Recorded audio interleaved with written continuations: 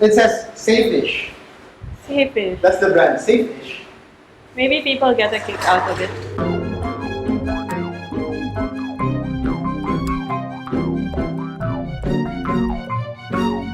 Hello, everybody, and welcome to the Filipino Freethinkers podcast. That's also a video. I'm Red, Hi, I'm Nicole. and happy International Women's Day. Yay! Happy Women's Day. Thank you. And you? Yeah. I think that's a fair greeting. Yeah, sure. We all, For all I came from a woman. That's I right. love women. Good for you. Women's Day is something that we all should celebrate. Should we celebrate Women's Day? I mean, isn't that sexist? Why just women? Why don't we have an International Man's Day? I'm being stupid. I'm being stupid. People who think that are being stupid because, like there is that history, that horrible history. By the way, it's also Women's History Month. Right. It's also being called that. So other than International Women's Day, there's also Women's History Month. I don't know why, but our government is innovating by saying International Role of Women in History Month. I don't know where they got that though. But anyway, Women's History Month. Talk to us. Why do we need an International Women's Day month? What do you think? Yes, I think we still need it. I think the underlying assumption here is the rest of the history that we know has been a history of men. So when you look at our heroes, you look at our government, you look at the narratives we tell about the nation, it's always implicit that it is men who are acting. That's why we try to extract and put attention to women who are part of these narratives that we have as a nation. So in that sense, when we are still at a phase where we can single out some exceptional women who have achieved so many things, then that's precisely the reason why we still celebrate International Women's Day, because it feels like it's still an exception. And that's not unique to women. We have other minority months. So like in the US, they have Black History Month. Yeah. I don't know if there's LGBT. All lives matter. All lives matter. So yes, precisely. So as long as these categories still exist, and we think whatever achievements of the minority groups are exceptions, we still need these awareness months. If it's still called 10 Outstanding Young Men, Yes. is it still? Have they decided Yes, to? yes, it's still. It's That's still. the last year. My best friend So- Patricia won it, so she's also Okay. now an outstanding young man. So Yeah. yay, outstanding young Two. man. Are you the two Outstanding Young Men? Yes, yes. Okay, so maybe you don't have enough clout. I'm sorry to say, but maybe the two of you, when your clout is combined, you can finally change it. We'll do our to- best this year. Yeah, 10 outstanding young people. Yeah, it's not such a Human hard thing to beings. say, Yeah, well, right? it's just maybe they've made so many trophies and medals that it would cost the government just so much to change those letters, right? We'll So try to lobby again. you cannot- I mean, it can be young Filipinos. TOEF is not Okay. such a bad. Yeah, doesn't sound bad. it's not a rolls bad off the tongue acronym. really, really nicely. Other than the International Women's Day or Women's History Month, all of the celebrations, we also have the Year of Mercy. I really don't understand this. Please walk It's a me through. Catholic thing. Pope Francis thinks that his church shouldn't be so judgmental. When women get contraception or get abortions, Okay. you should forgive them. If they say they're sorry and acknowledge that what they did is a horrible sin, then yeah, forgive them. Don't be so judgmental. Okay. I Yeah. see power at the heart of this. Power is Because at when the you heart of it. dispense mercy, that means you have the power to give mercy. And there's someone at the position that's lacking power, that's asking for mercy. Yeah. Which is very, I don't know about the Christian theology of it, but from my perspective, very undemocratic. Very The Catholic patronizing. Church is the number one importer of mercy, exporter too of mercy. Like they're in the business of mercy. Right. Anyway, speaking of the Year of Mercy, there's this very good and relevant video that you all should watch. It's called, I think, the Year of Mercy. That's right. Yeah, and it's a Vice documentary. Here's a link to it. You should watch it. It's a quick video, 25 minutes, short episode. You won't regret watching it. You will. Yeah. In a I sense- wasn't able to finish it, aside from slow internet connection. So I saw clips earlier. Yeah. You made me watch some of it. I made you make me sound like a horrible person. And when I you am. left, I just am, paused it because it shows Yeah. how difficult it is to get abortions in the Philippines In the because Philippines. it's illegal and all of these obstacles that women have to go through to get abortions. Yeah. Basically, to take charge of their lives, Yeah. reclaim their lives. It's such a very, I don't know, it's cringe-worthy experience. We won't spoil you any further. Just watch it. Very educational, also emotional. So Yeah. it's a very You need to mentally prepare for it. yeah. That's a good way of putting it. One Day I Will is the Google campaign for International Yes. Women's Day. And they went to so many countries. It's a good video. Here's a link to it as well. You can participate in the campaign by using the hashtag. And you see all of these women. One day I'm going to be an astronaut. And one day I'm going to have my own lab, or I'm going to talk to Pope Francis. One person said this. I'm going to talk to Pope Francis about the environment. Okay. And Malala was on the video as well, saying, one day all women will have education or something like that, right? Okay. Because I think the reason this is important is what people usually assume that women or girls dream of becoming is To be a mother, of to course. be a mother. One That's day the I will. natural thing. If I imagine the conservative Catholic version of this video. They go to all of these countries. One day I will be a mother, mother. Right, yes. Yeah, yes. because if you don't say that, you're almost, there's an. You're an ingrate. How You're can an you not ingrate. say that, right? Or what are the other things said about people who don't want to be mothers? They're selfish. They're selfish. Yeah, for the most part, that's what it is. They're selfish. How dare you want to have an education? Want to go to college, Right. or want to do so many things without giving us the gift of another child. Yes. We only have like 100 million Filipinos, like 7 billion people on Earth. Like We need we more. need more, obviously, right? Demographic winter and all that. But yeah, where are we now? Where are we now in the grand scheme of things? You've been to several places, so you can compare like where the Philippines is Right. as far as women's rights and the ability of women to dream, to aspire to be more than a mother. Right. Actually, I was a keynote speaker at Central Mindanao University to kick off the gender month. Some of them are high school students, some of them are undergraduate students, and my trigger question is, can you identify the woman you admire most and why? Yeah. I asked 10 students. Of course, 9 out of 10 said their mothers. One said Cory Aquino, so okay. Okay. But it feels like, okay, yeah, that's great, of course. It's nice to give honor to your mother who pushed you out, right? So Yeah. that's fantastic. But on the other hand, it's kind of a point of reflection for me that the default answer really is the mom. As Yeah, if that's a good point. women cannot be celebrated for other roles aside from being a mother and being a president that restores elite democracy in the Philippines. But that aside, Yeah, I think yeah. is an indication that for the most part, in a very unscientific way, for the most part, women in the Philippines are appreciated for their capacity to give birth and raise families. Yeah. Which is fine. That's the premise. Yeah. But that's not enough. If the question were kind of flipped, you ask the guys, like, who's the man you admire most? Like, what percentage do you think would answer my father?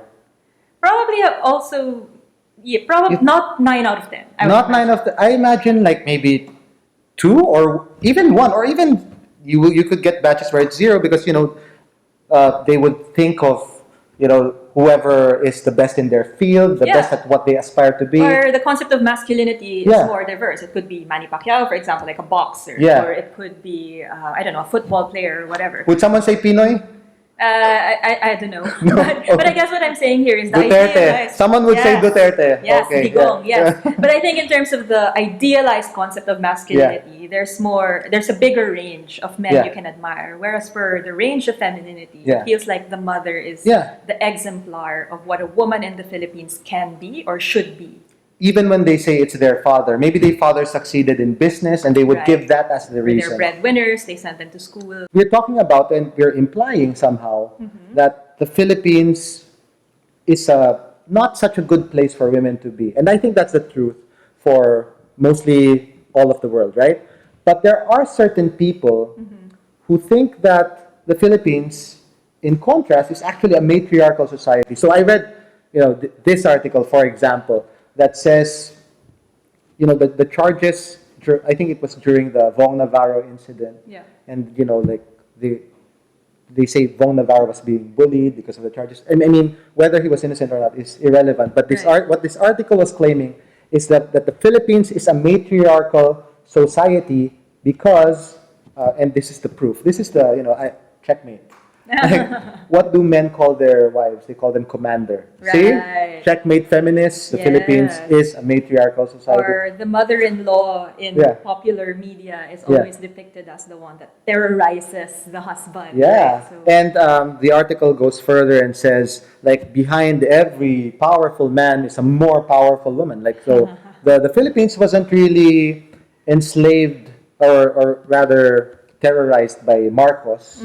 It was Imelda pulling the strings, or even Pinoy. He didn't win the elections. It was Cory and the sisters who got him in place. Or if you want to look at it on a more local government level, sometimes it's not only the wife that replaces the spouse; it's the kabit who replaces the spouse. So some scholars right now are actually saying, we have to be upfront about it, to look at the kabit politics as well. So I think concubine politics. Yes. So what do you think? Is there weight to this argument that the Philippines is a matriarchal society? I mean, of course, to be fair, there are some cultural reasons to think that that's true, but we also have to balance that. I think when you said behind a successful man is a woman, I would argue that behind every successful woman is an army of women who allowed that woman to be successful. So if you look at all of these gender indices, for example, when they say the Philippines ranks number 5th, next to Sweden, pretty high. Then I think in the list of 10, it's only the Philippines and Nicaragua that are developing countries in that list. Yeah. But these are also highly unequal societies. So the indicators they use, for example, are economic participation, political participation. Look, we've had a number of female politicians elected on a national scale. Yeah. We've had a lot of female CEOs. So some would say women are running the economy of this country, but that's still built on the inequality with other women in the Philippines. So, for example, it's so common for us to have career women here because we have nannies who are also women, who left their houses in the province, who left their own children to take care of someone else's children, who in turn tap on their mothers or the titas to raise the kids back home, just so they can tend to other career women's kids. So I think in that sense, yes, the Philippines have strong women, but that is parasitic on the oppression of other women. Yeah, so it's kind of depressing still. Yeah, so behind some apparent steps forward, there are steps backward that aren't as apparent. Yes, precisely. And it's precisely these women who are at the bottom that a lot of policies that need a lot of protection from policies from government. So RH, for example, is RH law is there are TROs still. The one on Implanon is still. What's the latest? It still hasn't been resolved. Okay, so there's a TRO on the purchase of new contraception because of that TRO on Implanons, and there are still. I mean, it's not being implemented as planned. Right. Okay. Right. Yeah. And then the budget for sex education, is not there, and it will perpetuate these inequalities still. Precisely. Right. And just to emphasize again, abortion is still illegal. Yes. In this country. Right. It's even the life exception is not explicitly stated. I mean, in practice, certain doctors use the self-defense, that kind of loophole. You're saving the life so you can end the life of the fetus or whatever embryo, right? But it's still not explicit there, and these women are still being treated as criminals. Yes. Even that criminal status is still there. They can still be prosecuted. Talk of abortion is so taboo that in that Vice video, when they asked the person in Fabella, and she didn't say she was against abortion. She just said that I can't give an opinion on that because that's how afraid they are. Yeah. It could affect your reputation. Right. It can turn off your credit in society. You're Catholic, and therefore your moral credit in society. Your moral capital declines. Declines because of this. And again, it emphasizes that I think it's a contradiction of sorts. Like, okay, you want women to be mothers, right? But you don't protect them from the dangers that it comes with. Right. I mean, just a reminder, like before the RH law, up to 15 women were dying every day due to pregnancy-related complications. Yeah. Right. In the Vice video, it said I think 10 women die every day due to botched abortions. Right. I mean, that's horrible. It is targeting just one gender, Yes. right? And that's the thing, in one of modernity's greatest achievements, with let's say, the invention of epidurals and anesthesia. The idea here is not one gender or race or ethnicity will suffer just because it's natural. We have technologies that allow suffering to be democratized in a way. There is this, I think it's a 2014 publication in the US by a feminist scholar called Keitha Pollitt, and she's basically talking about, I think her term was the awfulization of abortion, on how, the general discourse when women have abortion is, it's unfortunate that they have to do it, it's the worst thing in the world, but it had to be done. She's actually arguing against it, and she says that when we start legitimizing or normalizing that kind of language against abortion,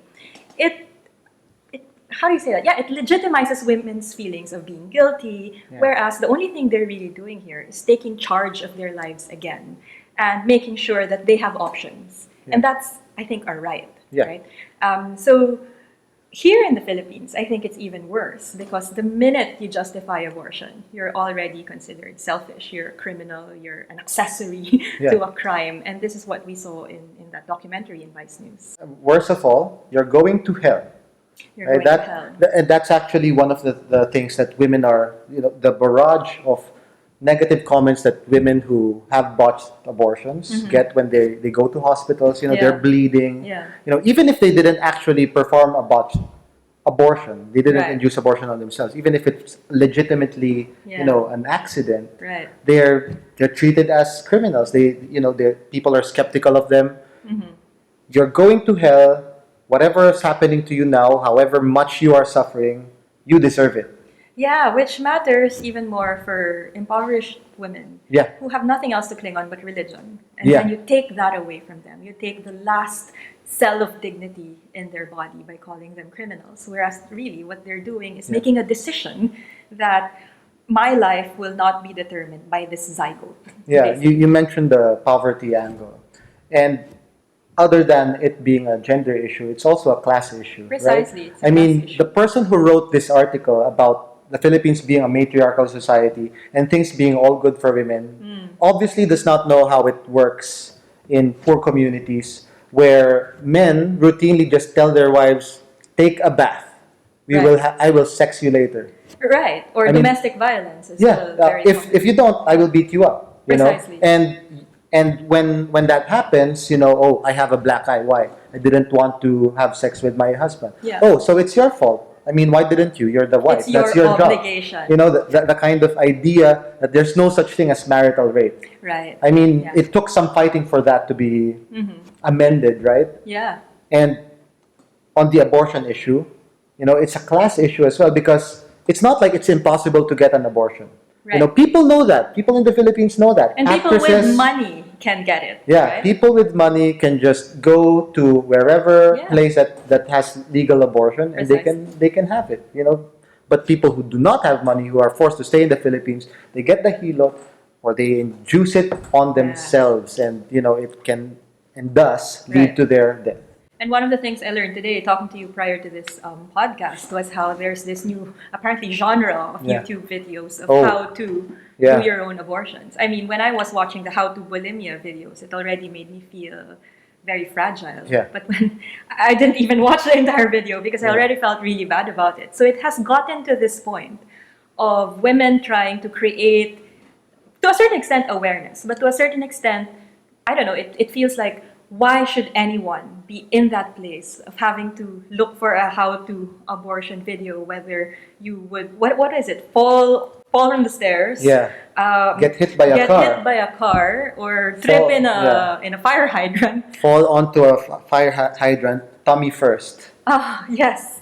So it's gotten to that point, and all because we cannot provide correct and, if not efficient, but compassionate healthcare for women who actually want to reclaim their lives back. Yeah, compassion, and mercy. It starts with, I think, sympathy or empathy. Right. Like you asked the question, like why would a woman need to look for a video on how to Yes. have an abortion, right? Right. One related question is why would a woman want to have an abortion at all? Right. And when this American politician was asked, like like some interviewer was asking him, why do you think a woman would want to have an abortion? So they were having an interview on the Yeah. issue, and then she asked that toward the end of the interview, and then she said, "Oh, huh, maybe like it would be hard for her to go through with the pregnancy. Maybe like Yes. it's surprising. You've never thought of this. You've never thought from their perspective, like why they would. What I mean, do you even think like women would want to have it willy nilly? Right. Like No one would ever dream, like, I'm bored be on today. Google, like, one day I'd like to have an abortion. I don't Yeah. think any woman would wish that. Yeah, like I mean, I was just bored, and I thought to myself, maybe I'll have an abortion today. I Right, mean, yeah. that's so absurd. But Yeah. this is the kind of thinking that's lacking from people who only see the morality Yes. angle. And also because the people who legislated these laws are mostly Mostly men. Mostly Right. men. That's a good point. So, Year of Mercy, I think they should also have a year of sympathy or year of empathy. The Catholic Church should have that. Or the year of being reasonable. Good luck. Right? Good luck with that. You're right. Yeah, so International Women's Day, people who are watching this, how can they contribute to to that kind of society that would be more merciful and sympathetic Yes. toward women? How? If you can, like if you have the financial capacity, first, pay your nannies, your yayas, your household help well. I think one of the most underrated achievements of the last Congress was the Kasambahay Bill. I think one of the reasons, again, why a lot of women can go on, be promoted and have a good economic standing in societies, again, because we have some other women taking care of us in our households. So if you can, make sure that you pay your household help well. And treat them well too. And treat them Yeah. well, yes. It's not enough, though, that we say, oh, but they're like kamag-anak. Yeah, They yeah. live with us, we love them. Yes, but cash is important. That's Why? true. Because it allows them to invest on their female children as well, that they've left behind so they can clean up your rubbish in your own house. But the second thing also, I think we need a paradigm shift when it comes to jobs that are associated to women. So Yeah. these are caring roles, for example. I know we were talking about we should denaturalize motherhood or denaturalize the idea that women are carers. But nevertheless, in the society today, women are predominantly doing caregiving roles. They're doing household chores. So it's not enough to just redistribute resources to them, but we should also start recognizing that these are very difficult tasks that shouldn't just be disparaged. Like anyone can clean the house, really. Yeah. Or anyone can do my labada. I can't. I mean, it's so difficult. Yeah. So I guess that's what I'm saying. There are various material and cultural ways of celebrating women's rights, Women's Day. That's not just lip service. And I think it's kind of disheartening that a lot of companies and a lot of government agencies celebrate Women's Day by, for example, giving a free makeover or giving a free foot spa or giving them roses. I mean, Yeah. yes, these are very, very, very, very nice. Yeah. But I think the most meaningful way to celebrate Women's Day is to really go to the grassroots and look at women who are really oppressed and who have been instruments of other women's successes. There are just so many ways. I think one good place to start is just to be more conscious, right? To reflect on those things that have become rote, or just you think of a woman in a certain way, and am I just playing out a script that is probably sexist Yeah. and probably neglects the contributions of women to society in certain Yeah. ways. Just It's be the more everyday, conscious. it's Yeah. the everyday sexism of it. I think my favorite example is a Yeah. narcissistic one. So when I Google myself, Wow. Okay. the top 3 When search I Google terms myself, are yeah. Nicole Curato age, Nicole Curato wedding, Nicole Curato high school. Why can't it be Nicole Curato democracy or Nicole Curato Rappler? No, it has to do with things associated to Yeah. my personal life because I'm a woman. But if I do that to my contemporaries who are also sociologists, what would come up are their research topics. So I did this little experiment. Yeah. So I think what I did was, I think Mel Tiangco versus Mike Enriquez. So diba, they're both primetime news anchors. Yeah. They're both important, well-respected. Maybe more Mel Tiangco than Mike Enriquez. But same thing, Mel Tiangco husband. Mel Tiangco okay. biography. And then it's Mike Enriquez investigador. I mean, why? And it's the same thing. Okay. Last example, Risa Ontiveros versus TJ Gingona. Both of them are running 12, for the 13, Senate. yeah, like- 12, 13. So in terms of popularity, awareness probably Gingona is higher. But anyway, in terms of popularity, more or less the same. Yeah. What comes up? TJ Gingona, education. Risa Ontiveros, scarf. Why? Not even Risa Ontiveros, RH, not Risa Ontiveros. I've been working with her, on the RH stuff. Yes. I've never even noticed The scarf. the scarf. Maybe I'll search for it later. I mean, what do they mean? So, Yeah. but it's just an Yeah. example of everyday sexism. I Yeah, think. The yeah. subtleties of, when you have a woman who is probably visible in public, Yeah. but, and you have your own sets of achievements. But if you're a woman, what matters more is your age. The beauty. And your wedding. And There your was high no school. mother in your search, though, right? No. So you can be thankful that you Maybe didn't. it was just really a fun wedding. Who knows, right? But why? Thank you for watching this episode. If you have comments, just comment and let us know through the comment section. Please like, share, subscribe, and search for Nicole Curato Democracy. Thank you. And on behalf of Nicole and the Analyst Desk, see you next week and happy International Women's Day.